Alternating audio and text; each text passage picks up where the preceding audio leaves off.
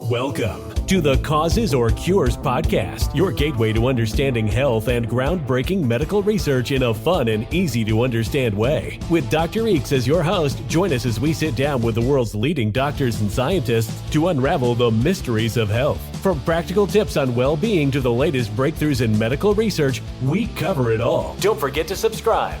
Now, let's ignite our curiosity and together dive into today's episode. Vaccines. They didn't evolve in a vacuum. They evolved with our politics, fears, markets, and mandates. I'm Dr. Eeks, the host of Causes or Cures, and today we are unpacking how America's relationship with vaccination changed after 1960.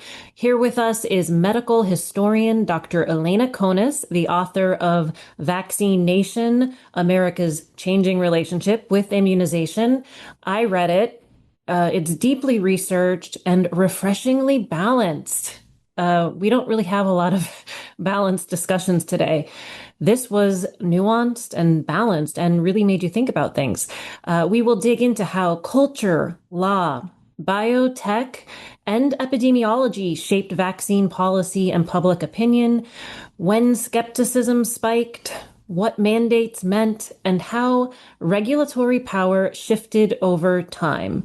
It's a very fascinating account. Elena tells it well, so I'm so glad she's here, and I think you guys will really enjoy it. As a reminder, a link to her bio and book are in the show notes, but let's get into it and connect to Dr. Conis and hear what she has to say.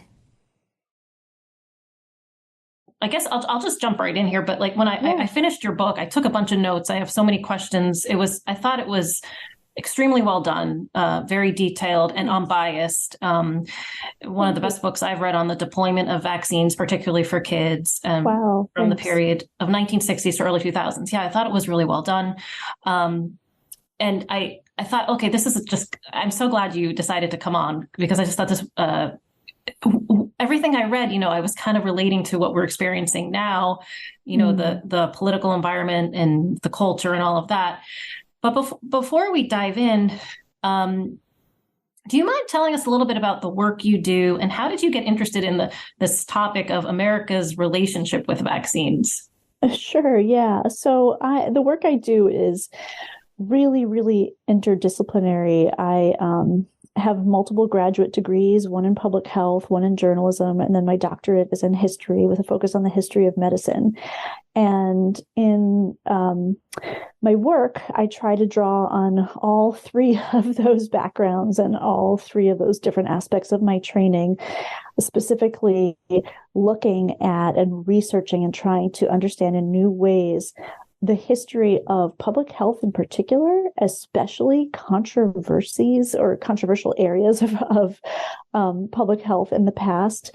I dig deep into historical archives and historical records to try to do what historians do best, which is kind of sweep away everything and then reintroduce everything and look for big patterns in the data to tell a narrative that kind of explains how we moved through past events and how we got from one point in time to another point in time, what factors were at play, what were the forces that were shaping what happened and what didn't happen.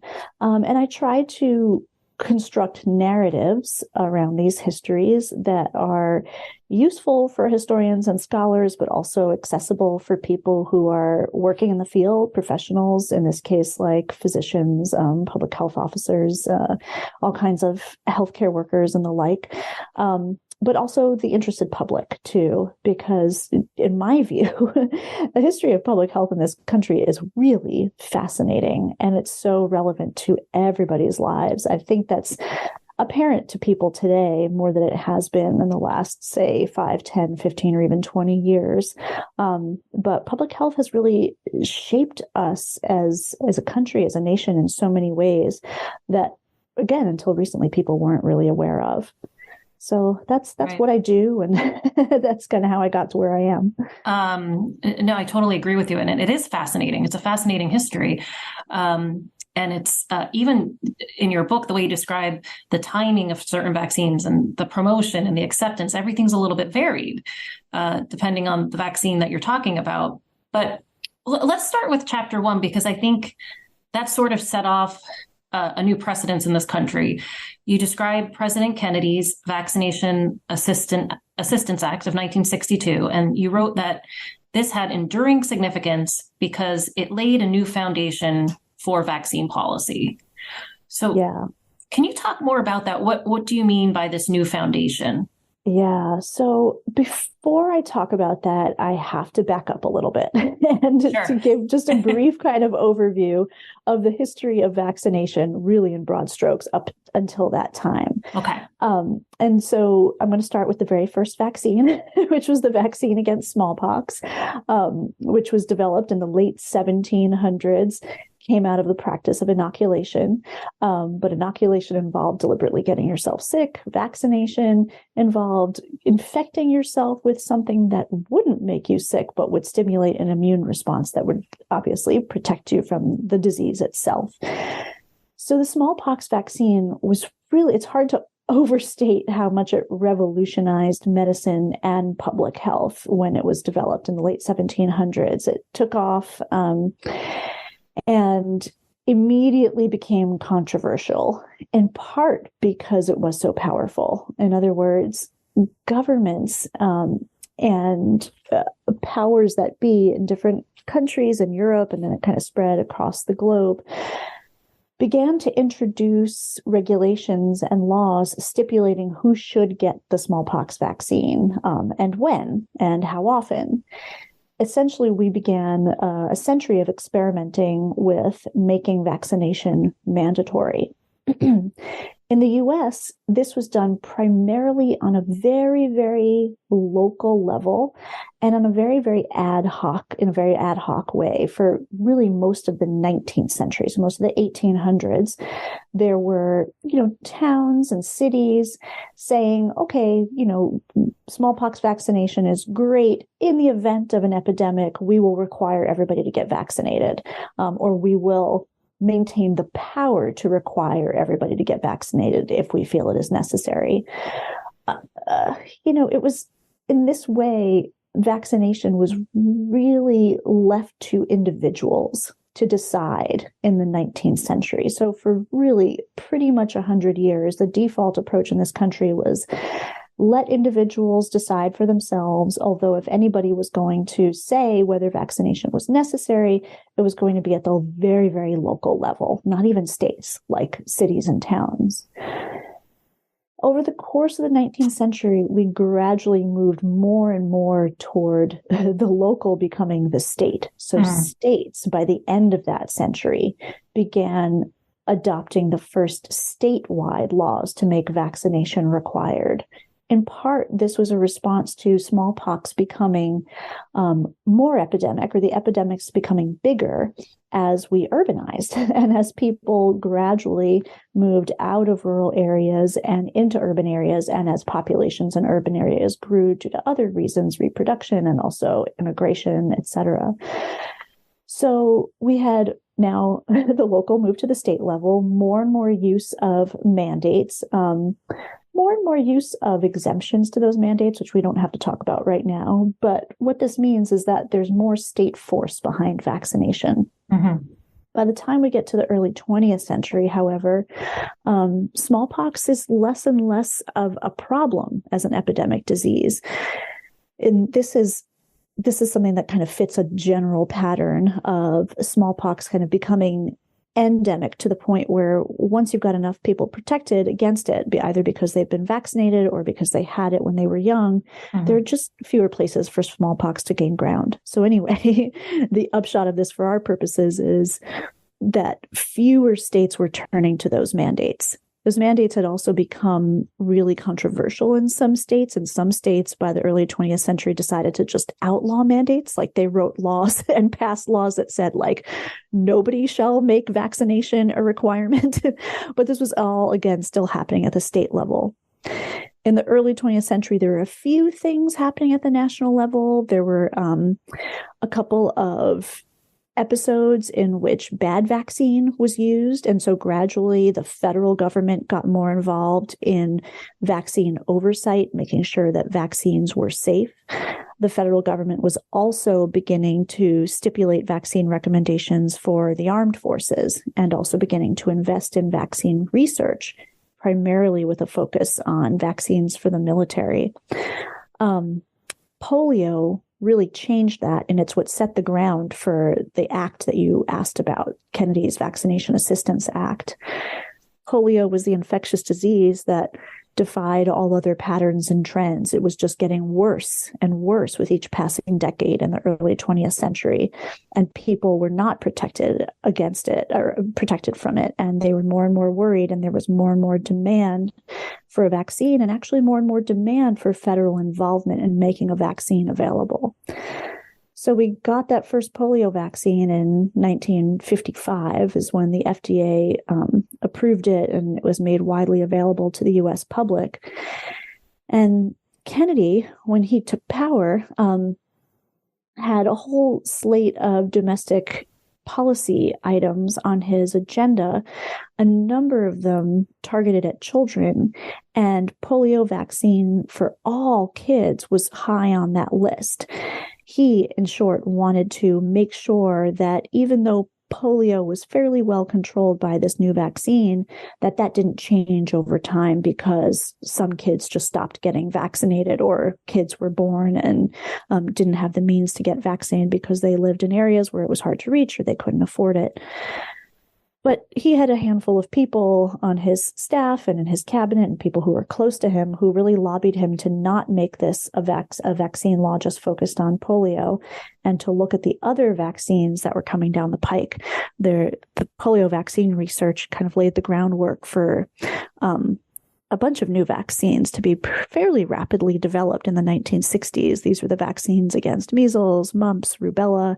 There were some new flu vaccines and a second polio vaccine.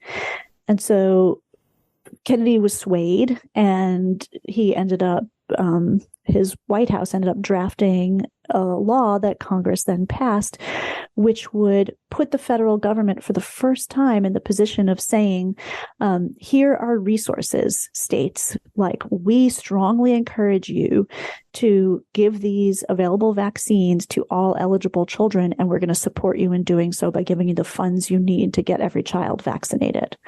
So it wasn't a mandate, but it ended up having over time the effect of incentivizing more states to pass mandates. That's part of a larger story. But again, to come back to your question, this put the federal government in the position really for the first time of taking a bigger stance in vaccination, and especially childhood vaccination, than it ever had before.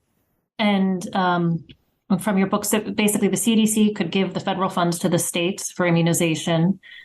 Right.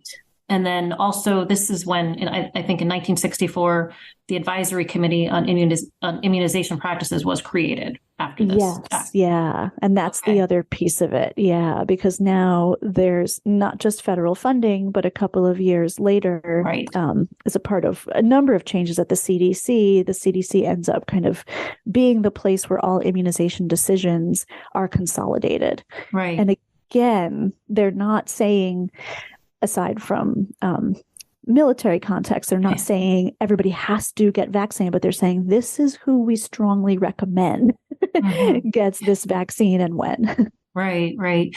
And for everybody, and you have a public health degree. Right? I do. Okay. Yeah. So, yeah. You've always you hear about the difference between medicine and public health. And I was kind of struck by one of the paragraphs in your book where you talk about how the CDC chief had to meet with the American Medical Association and kind of persuade them to go along with this, I guess, promoting vaccines. But it seemed like at this time, there was this division of labor that they were laying out for people, that this is medicine and this is public health. Is that fair? Okay. Yeah, that is fair. I mean, public health's mandate was always to look at the population, and medicine's mandate was really to look at the individual. So that was like one core tension. And the other one, and this is just a core tension inherent to public health, was that public health would ask, healthy people to do things for the benefit of themselves, but also for the good of everybody. Yeah. And so public health inherently involved asking people to limit their own freedom, to give up a little bit of their personal liberty for the good of the commons.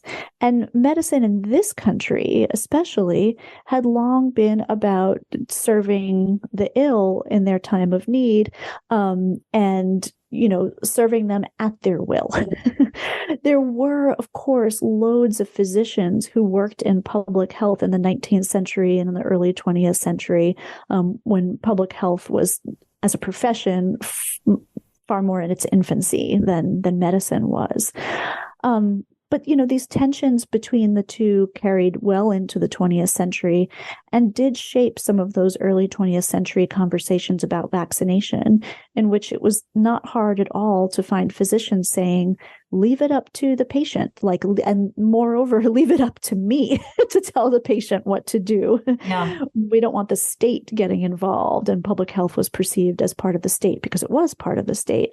Right. The other piece of this, which we don't have to go into too deeply, but it's worth noting, is that by the early part of the 20th century, like the 1930s especially, there were high-level conversations taking place in Washington about, providing healthcare to all, providing, health insurance and healthcare to all, to which the American Medical Association was really opposed. So, the early to mid part of the 20th century, there was strong opposition on the part of professional medicine to anything that to them smelled like socialized medicine, smelled like state medicine, and public health was pretty closely allied with that.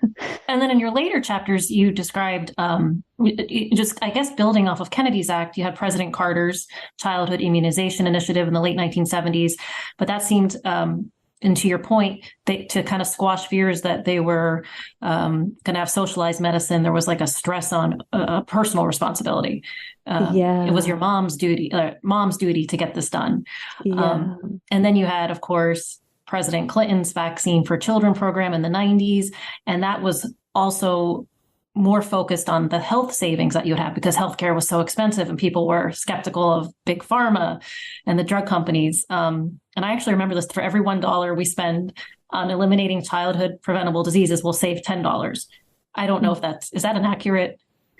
Those were the administration's numbers. Okay. So I never double checked their math. I remember you hear that a lot. Yeah.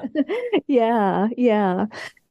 So it's interesting. So at each of these moments in which we've advanced federal involvement in vaccination at the local level, there have always been these debates that have taken place, like, how far should the federal government go and what are its concessions going to be to those who believe more strongly in states' rights or libertarian values. And so you see that debate taking place like from the earliest instances of smallpox vaccine mandates in the, early and mid 19th century. And then you see them taking place in conversations about Kennedy's Vaccine Act and again in conversations about Carter's childhood immunization initiative.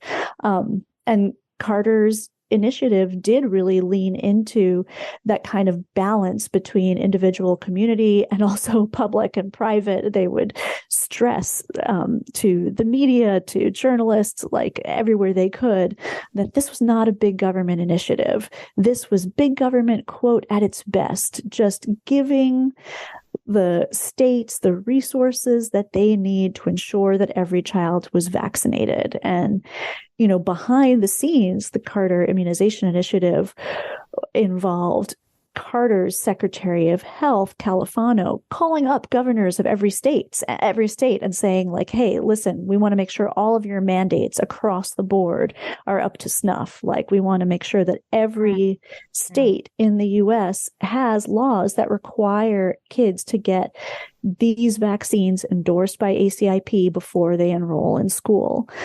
And so there was behind the scenes this kind of big government push, whereas like through the private sector, like through the media and through advertising, what felt like it wasn't really a soft sell, kind of a hard sell, but appealing to people's individual needs, wants, values, like do this to protect yourself, your child, right? Your family.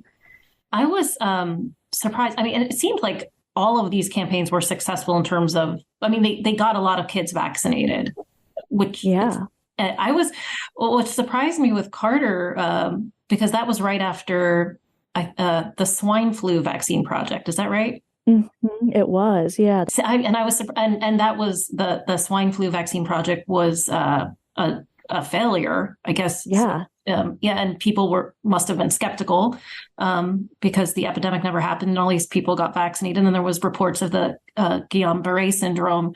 Right. But he was still able to, and you mentioned his health secretary's name there. Joseph Califano, yeah. He seemed so just like motivated. Yes. Yeah. Yeah. But to be able to get the country kind of to, support this, I thought that was an interesting accomplishment given the timing. Yeah, and I think there's a couple of key things at play here. So one is that there was this enormous skepticism following the swine flu vaccine debacle, but that vaccine was a new one developed on the fly for this, coming pandemic or epidemic, and it was administered to adults, and it was adults who felt the ill effects. And Carter's immunization initiative really didn't touch any of that. They were like, this is just about kids. These are vaccines that have been around for decades, and they prevent things that are going to, and their list of justifications was so interesting, keep your kids healthy, number one, make them smarter. Literally, they would use the term mental retardation, protect your kid from mental retardation, protect them from disabilities like deafness, etc. And so they really appealed to a kind of middle class drive for excellence, right? Like perfect, accomplished, smart, successful, able-bodied children, and really just children. And they did this again by appealing to individuals and saying, do this for your kid. This is the way to protect your kid from a fate that nobody wants for their child. So it's really fascinating that worked, but it did work. But the flip side of it is that skepticism was there. And there were a lot of people who said, hold on a second. And in particular, one of the things that I've looked at in my own research is the influence of the women's health movement among other social movements of the time. But the women's health movement said, it equipped women, and in particular young mothers at that time, to say, hold on, I've now been taught to make my own healthcare decisions by doing my own research and finding out all that I can and asking questions of my doctor. So some women started to do this about childhood vaccines. They were accustomed to asking questions about reproduction and childbirth, labor, etc. And then when their children were born, they started saying well, wait, does my baby, my infant, my toddler, my school child need these vaccines, and why? Show me the evidence. Tell me what the risks are. And so here we find ourselves in this moment of vaccine expansion, seeing the seeds of vaccine hesitancy start to germinate once again. Right. And I have a question about I found that so interesting, how you tied it in with the feminist movement or different things that they thought. But I wanted to ask you about, so you have a chapter in the book called Polio, Measles, and the Dirty Disease Gang. And could you talk a little bit about the difference between how Americans felt about the polio vaccine versus how they felt about the measles vaccine, and maybe also the changing epidemiology that you write about in your book? Yeah. This is directly related to something that we were just talking about, namely the Carter initiative's push to really appeal to fear, get people to vaccinate their kids against measles and mumps and rubella out of a sense of fear of these diseases. And that's important because that wasn't widespread. And to come back to your question, the reason why I looked at polio and measles alongside each other in the book and in other areas of my research was because they offered such an interesting contrast. So polio, as I had already mentioned, at mid-century, in the middle of the 20th century, was a widely feared disease. This was a disease that, as I mentioned, was kind of causing, especially in the 1940s, worse and worse epidemics each year. These spiked in the summer. They affected largely children and especially school-age children. And infection itself, in the worst cases, could cause paralysis. Sometimes this paralysis was permanent. Sometimes it was fatal. People who were paralyzed were sometimes confined to an iron lung, which was an enormous contraption that your body went into from the neck down that essentially breathed for you because you had lost all ability to control your own muscles and all ability to control basic bodily functions with your nervous system. So polio was terrifying. We also had a massive national philanthropy, the National Foundation for Infantile Paralysis, one of the older terms for polio. The NFIP later became the March of Dimes. And the March of Dimes helped stoke people's awareness of polio and their fears of polio. The result of all of these factors, among others, is that when the polio vaccine first became available in the late 1950s, people readily got it. There were federal funds behind it. There were private philanthropic funds behind it from March of Dimes. And there were massive community organizations also spurred along by the March of Dimes that got people to turn out in droves. This inspired health officials to say, hey, let's do this for another childhood infection, measles. We have a measles vaccine, thanks in part to the technology used to develop the polio vaccine. So the CDC in the late 1960s tried to emulate the nation's experience with polio vaccination, with measles vaccination, and almost immediately, and I'm kind of condensing a lot of stuff into just a few sentences here, but they almost immediately ran into brick walls. Parents, and in some cases, even other doctors and health providers saying, like, wait, why measles? Measles is a benign disease. Like, it's a common part of childhood. We don't have to worry about measles. People would say things like, I had measles when I was a kid and I was fine. Or like, every kid gets measles. It's just, part of childhood. And so measles had such a different reputation from polio that the American public just didn't turn out for measles vaccine in the same way. Measles also didn't have a kind of national push behind it in the same way that polio did, either from the private sector or from the public sector. But over time, a few things kind of came together to try to shift measles' reputation. One was the CDC's immunization division really amping up its research and education on measles. So doing more and more investigation of who got measles, where, and when to kind of make more targeted vaccine recommendations. They also worked in concert with the drug company, Merck, that made one of the earliest measles vaccines. And the result of this research was that it quickly became apparent, and this was becoming apparent at the local level too, was that some people were getting vaccinated against measles, primarily middle-class families who were already in the habit of taking their kids in for routine wellness checks and checkups with their pediatrician, were already kind of making sure that they were up to date on their polio and smallpox vaccines. And then their physicians would say, like, here, get this measles vaccine too. And so by the late 60s, early 70s, suddenly we had this epidemiological divide becoming apparent, where now measles was starting to decline among middle-class kids, but there were epidemics now concentrated in lower-income communities and communities of color. So measles epidemiology, in short, was starting to change. Incidentally, this also happened with polio over time, because polio vaccination rates did not stay constant over time.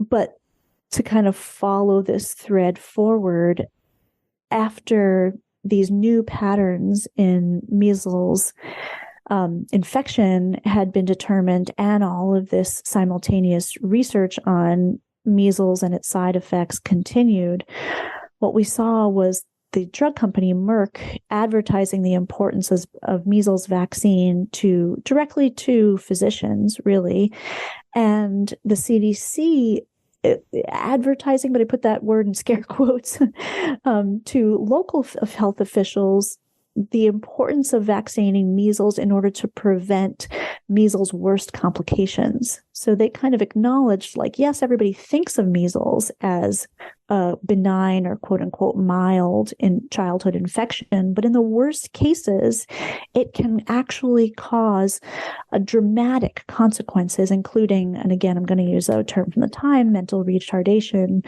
learning delays, and other types of disabilities that we know parents don't want in their kids. And we're going to get back to this argument that the Carter Initiative used that would end up costing public dollars down the road.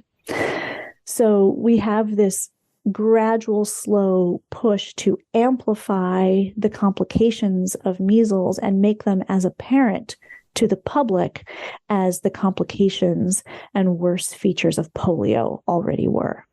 One thing I found interesting was the side effects of measles, or the consequences, the long-term consequences, that started to come out after the vaccine, like, because it sounded like they started to do more research into that, not beforehand. Exactly. Yeah, it was interesting. Yeah.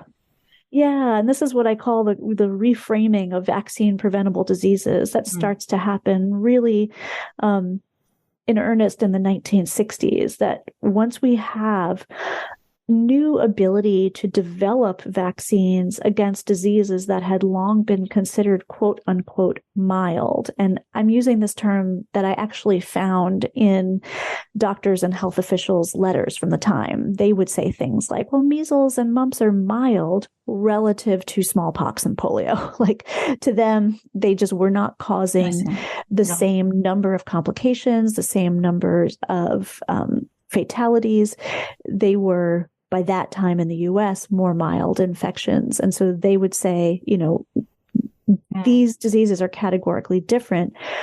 But by having these vaccines, it invited more scrutiny of these diseases. And that scrutiny ended up revealing, really for the first time, like in the case of mumps especially, the full extent of the complications of these infections. And it really quantified them in a strong way for the first time. In some cases, however, it didn't. Like, there was actually a lot of material that I found in the late 1970s arguing that if you didn't get the mumps vaccine, and this was really, to be frank, just designed to scare parents, these materials would say, like, if you didn't get the mumps vaccine, your child could end up deaf or infertile, and might even end up with diabetes. And the medical literature on two of those effects was still not entirely conclusive, like especially on diabetes and mumps linked to diabetes. There were definitely case reports of mumps causing swelling of the pancreas, among other organs. But there simply hadn't been a lot of study on it. So we were trying to understand these, worst case complications at the time, and also just kind of running with them simultaneously. And a thing about mumps, from your book, you talk about how research started, or interest was started during World War I and World War II, because they saw so many troops would just get sick and get sent to the infirmary. So, of course, you're losing your fighting force. So that's a threat to national defense. That's what people would call that, right? Yeah, absolutely. Yeah. Absolutely. Yeah. And mumps is a really interesting one because after I finished the book, I was just kind of stuck on the mumps question. Like, it was really interesting to me that this was a disease of military importance in World War I and World War II. And then when the vaccine came out, people were like, oh, yeah, just use it for the military, or just use it for boys after the age of adolescence, because they're the ones at greatest risk of mumps complications, because at the time, the worst mumps complication was thought to be orchitis, or swelling of the testicles.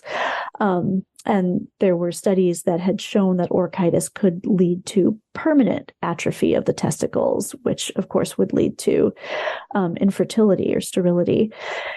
So I was curious, like, okay, so somehow we jumped really quickly, like within the span of a decade, from just give it to boys, it's like only serious for them and only if they get it past the age of puberty. We jump from that to like give it to every kid and they have to get it to enroll in school.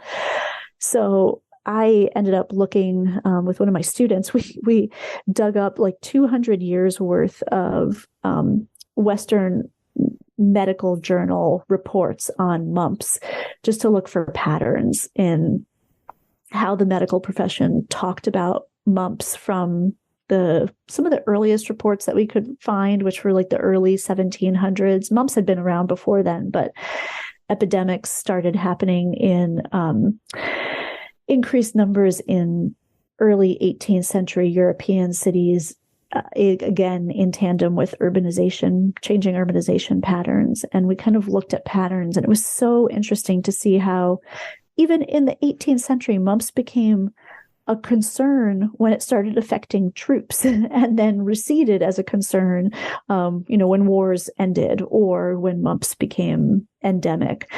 And there were like little blips where it was considered a childhood disease, but for so much of mumps history, it was considered a disease of men that was really only a problem when it stopped men from being able to fight in wars, and when it like disabled entire troops, or like a third or a half of the men in a troop or a contingent. So that was a study that I embarked on, but it was so interesting to see that this gendered divide and how we thought about and talked about and studied mumps was really there for like 200 years before we started vaccinating all children against the disease in the middle of the 20th century. I have a question about, the broader reasons why, certain vaccines get added to schedule at a certain time. What I also found interesting when you talked about a lot of the promotional campaigns and the cartoons that they used. And I was thinking, because there's been a lot of criticism around that, during the COVID vaccines, but like there was a lot of cartoons used, like the Wellbe, and then there was the spot prevention coloring book for measles. I just found that pretty interesting, just from a health comms perspective. Yeah. And, I hadn't even thought about that. I know when I was doing this research and I came across the spot prevention coloring book, and there was like a film strip and a children's book. And I remember thinking like, oh, how funny. Like, I wonder what parents actually use that with their kids. And then when COVID happened, I had a young kid, an elementary age kid at home. And one of the things that I ended up getting, I don't remember who gave it to me, was a COVID coloring book. It was like a COVID activity book. And I had to talk to your kid about COVID. And, we did all the activities together. And it was really interesting to see her come to an understanding of it through these materials. And then for me to develop my understanding of the disease. So yeah. I mean, I think that these things are designed to educate parents as much as they educate kids, for sure. But they do make these diseases part of the kind of cultural ethos that our kids inhabit too. So they're interesting from that perspective as well. I want to jump into, where you start to get into, vaccine skepticism and tying it into feminism and the environmental movement. But I also wanted to touch on, and I feel like there's a similar story for rubella as there is for hepatitis B in terms of protecting the future citizen, or making sure that you have a healthy adult citizen. Yeah. Maybe I know if you want to pick one, or just how did that kind of tie into I guess the public health approach or the thinking of the time? Yeah. And, in a way, this thinking applies to so many of the vaccine preventable diseases of the 20th century, and still applies in the 21st century too. And maybe I can actually start by going back to mumps for a second, because one of the ways that I found that mumps vaccination was promoted to people as something that was important for all kids, both male and female, was this appeal to the idea that like kids are our future adults, and that, you know, the boy who gets mumps at a young age and say suffers lasting testicular damage. And this is something that I'm taking from literature of like the 1910s and 20s and 30s.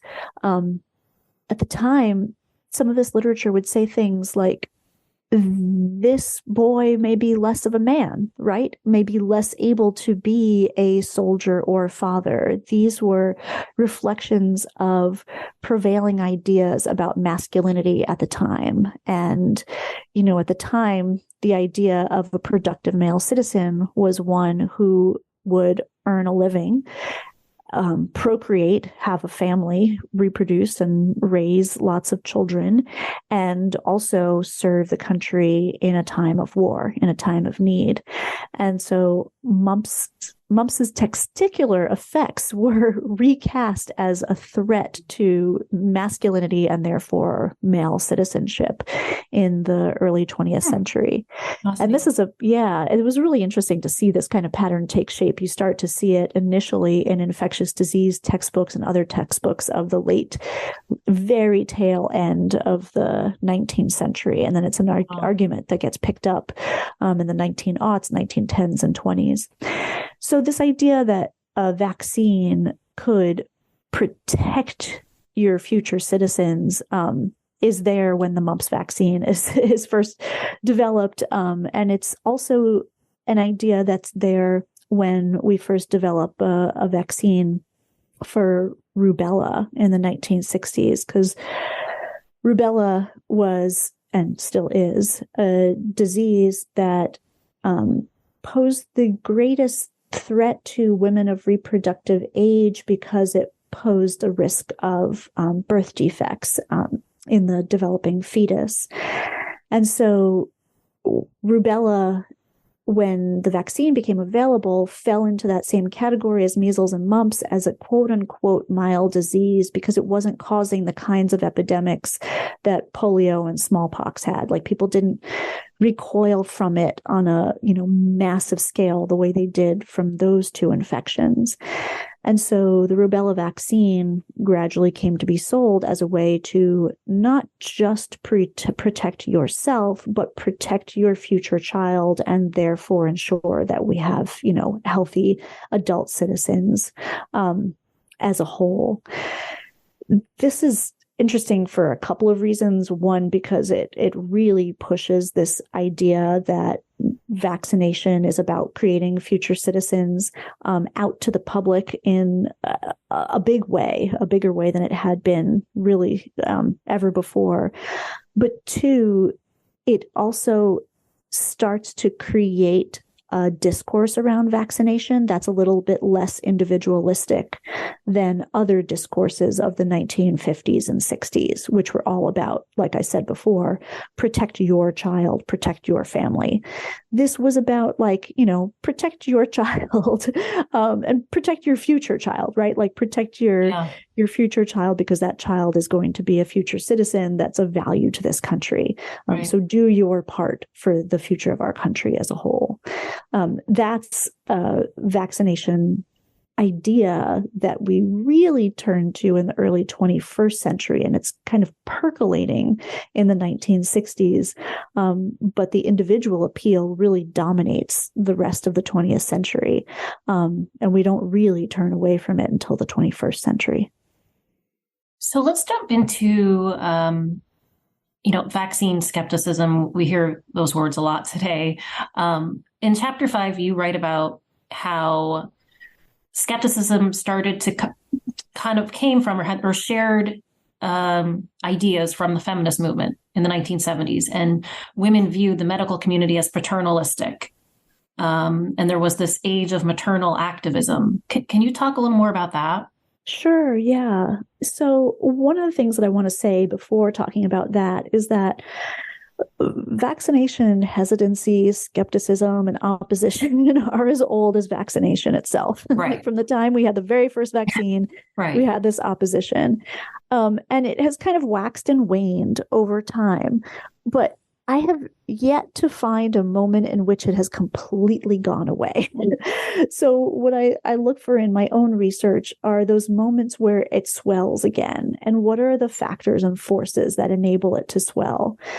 And in the middle of the 20th century, as we've talked quite a bit about already, there's more and more vaccines coming out. There's more and more reliance on mandates, especially for children. And all of this is happening in the context of the rise of the counterculture and the rise of a number of social movements, the second wave women's movement among them, environmentalism among them, but also the civil rights movement, the disability rights movement, gay rights movement, patients' rights movement, consumer rights movement, and others.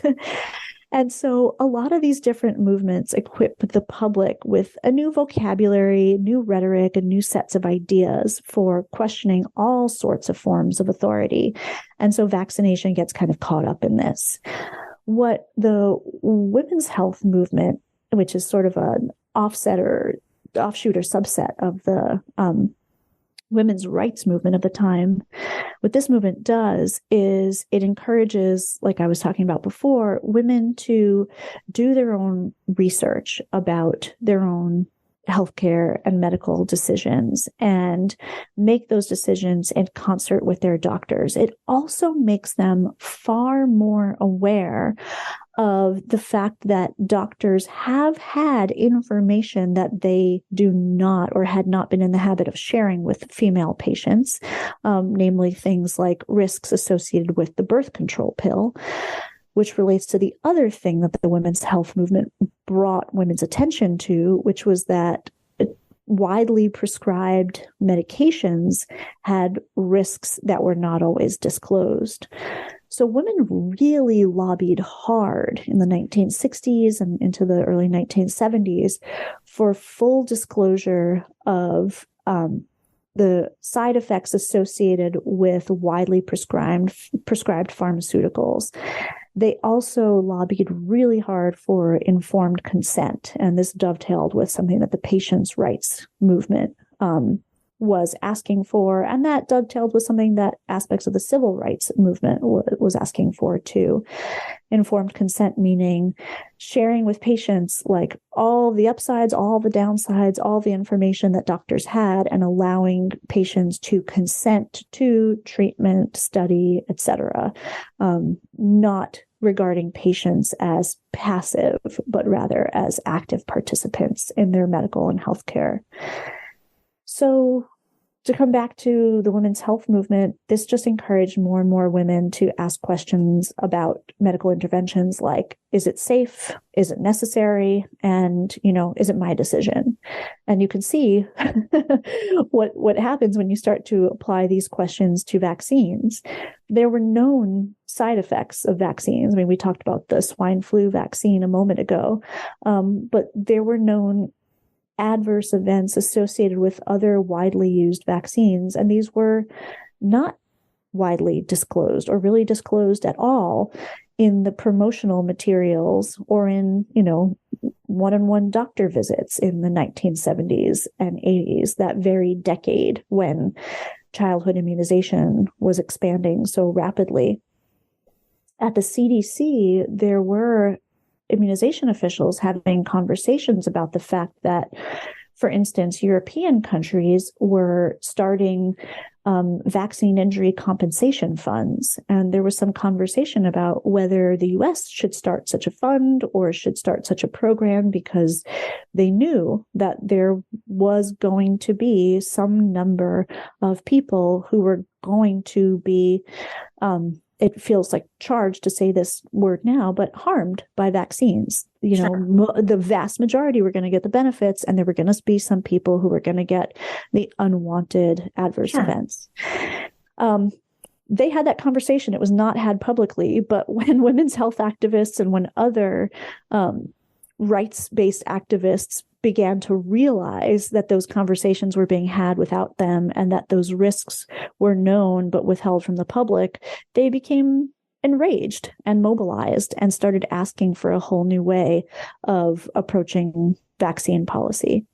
And this really brings us to the 1980s, where we see, for the first time in a long time, an organized, self-described vaccine safety movement.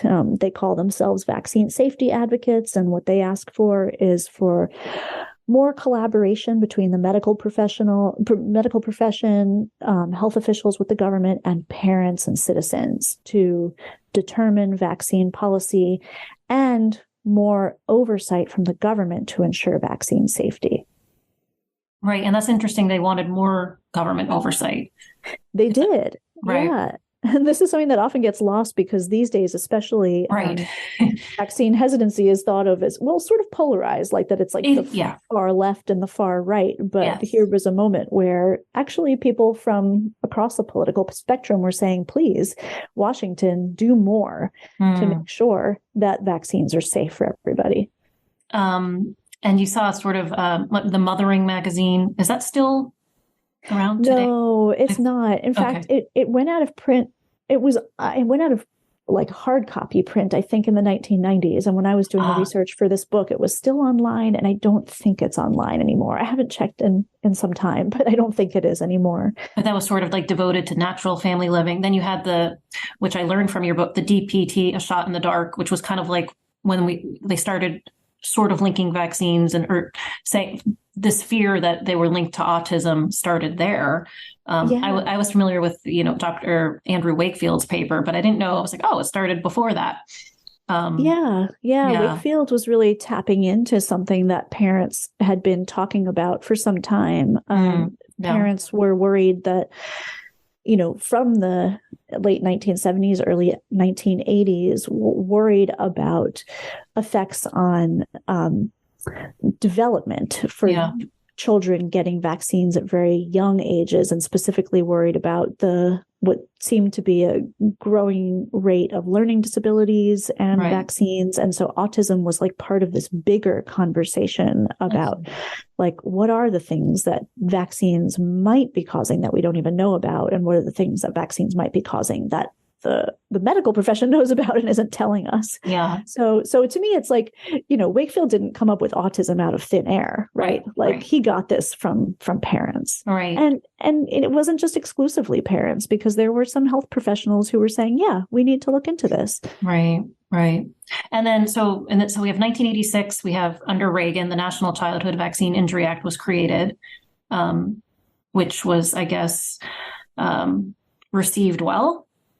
Yeah, and this is interesting because it created that compensation program that the CDC officials had been just talking about amongst themselves back in the 1970s. It created it. It made it very visible for those people who were interested in following the vaccination issue. It also did put the federal government in a position of having increased oversight over vaccine safety and quality control, which had happened a few times prior to that. At the turn of the 20th century and in the middle of the 20th century, the federal government had taken added steps to amplify its regulation over vaccine production and safety. This did two things. It actually helped bring some unwanted side effects of specific vaccines to light, namely the rotavirus vaccine, and helped health scientists see that risk probably sooner than they would have otherwise. But it, at the same time, created a data set that then people who were still, calling themselves vaccine safety advocates began to mine, looking for their own patterns in the data. And so what you end up getting with that act is this moment of, I think, what stands as success in political compromise, like, the the 1986 Act was signed by a Republican president. It had the support of the American Academy of Pediatrics and the FDA and the parent groups and, everybody all across the board. But in its own way, it's just starts to create material that ends up later becoming divisive in subsequent vaccine debates. Yeah. No, I totally agree. The VAERS system, it's passive surveillance, so it's supposed to be, the right. start of an investigation. But I often say to myself too, it sort of reminds me of like the Oregon, remember that video game, the Oregon Trail? It's not user friendly. You can, and I keep thinking, why can't we make this better? Yeah. Yeah. I know exactly what you mean. Because that, just at least make it clearer, better or something. I don't know. I've been reading different papers on how to improve that because it leaves a lot of room for speculation. And it can create a lot of fear while also picking up safety signals. But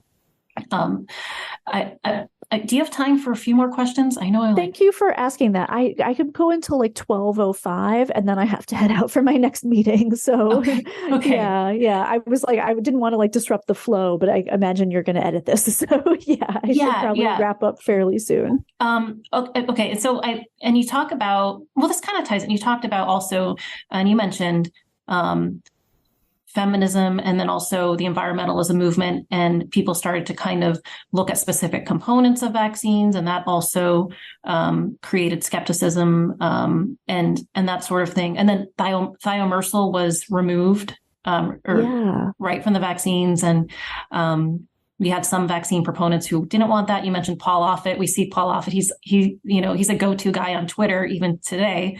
Who said, "Oh, we didn't need to do that," but they did remove it because they thought we were getting exposed to too much mercury, which I think ties into kind of the bigger environmental picture. But what I did want to ask you about, because I think this is so relevant to what we see happening today too.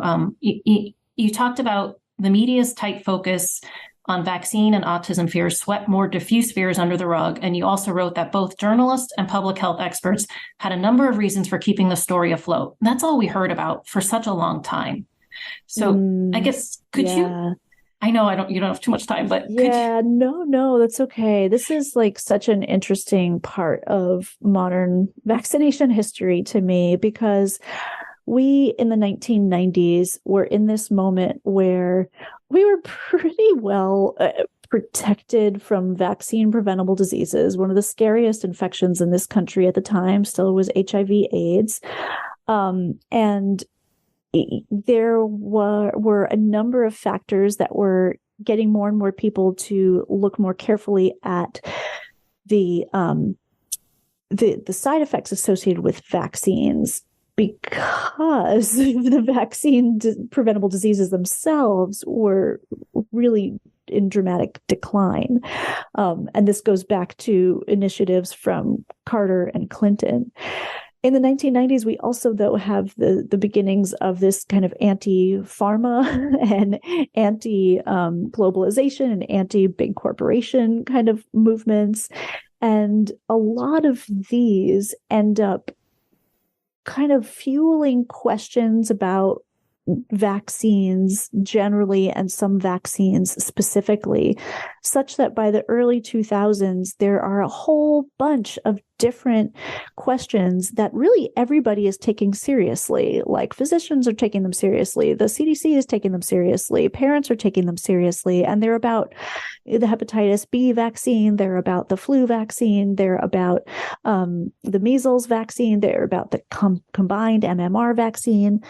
And everybody's taking them so seriously that the Institute of Medicine agrees to like create a panel that's going to look into the top 8 vaccine questions.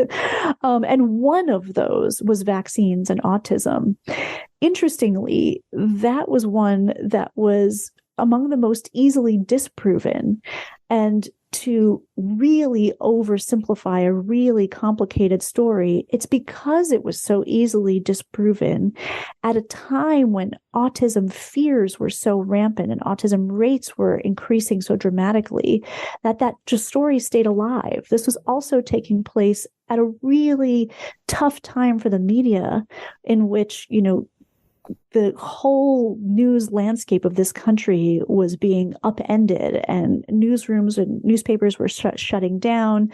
24-hour news cycles were the norm, and there was so much competition for news consumers that, dramatic stories were like what everybody was after. So this vaccine autism story served all these different cultural purposes.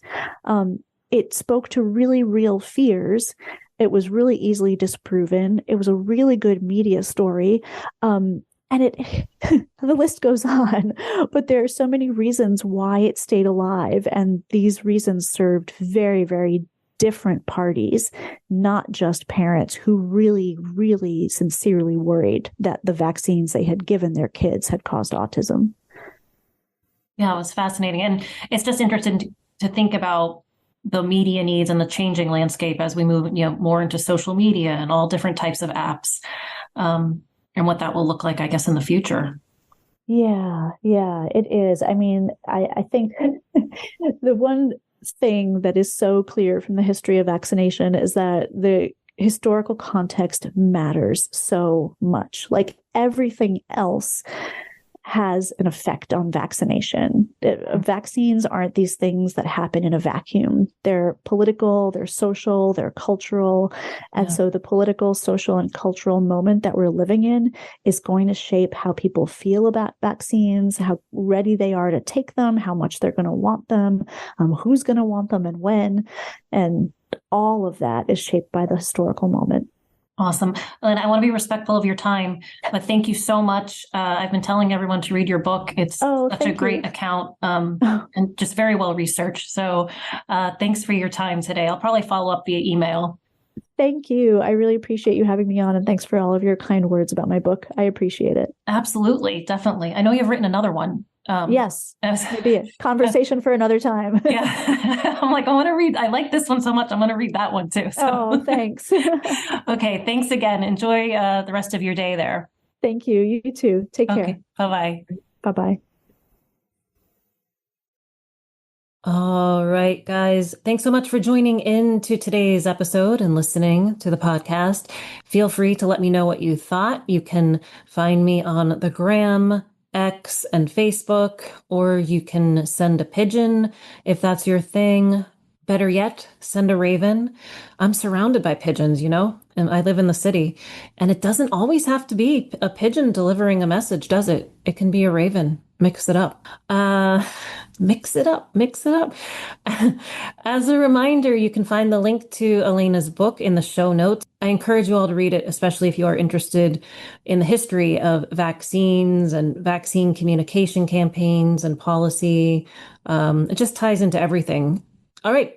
Thank you to everyone who shares the podcast, rates it on Apple or Spotify, or if you have become a supporter of the podcast and the Science Story Magic. If you're on the Science Story Magic bus, you know who you are. I greatly appreciate it. And it really helps keep the podcast going. You can sign up on the podcast website if you want to do that. Like the little podcast that could. All right. And now it's time for the closing quote. This quote is from Roy Bennett's The Light in the Heart. Listen with curiosity. Speak with honesty. Act with integrity. The greatest problem with communication is we don't listen to understand. We listen to reply. When we listen with curiosity, we don't listen with the intent to reply. We listen for what's behind the words. Gosh, I said that like I was in church. I don't know if there's any other Catholics out there, but like if you do a reading at church, like at the end you'd say something religious. But anyways, random aside, I dig that quote. I hope you tune in next time. Thank you. Have a great day and goodbye for now.